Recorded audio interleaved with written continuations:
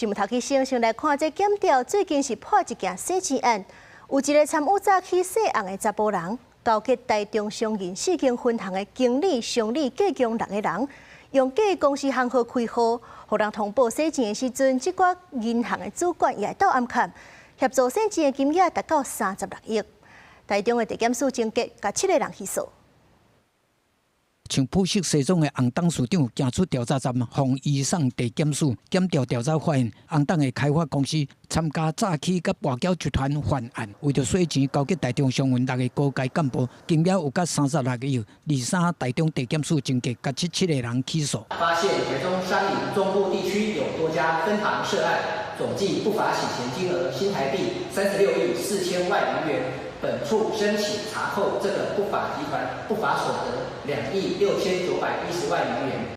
檢方講，姓楊的查甫人交陪銀行的人，勾結台中商銀潭子分行張經理、頭份分行曾經理、中正分行黃經理、陳商理、北屯分行姚經理、蘇商理等人，按2024年9月到2025年4月，濫用職權退出已經無實際經營的企業社開戶。若是要通報洗錢的時陣，就會超過於暗號，完全通報主管機關，也是協助暗砍金流。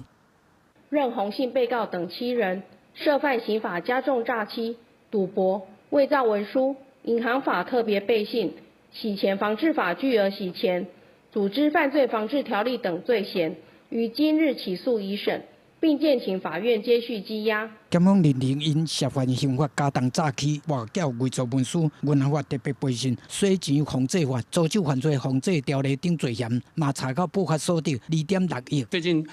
表達我們對這個案子的重視，而且我們希望就高層然後來說明這件事情，並且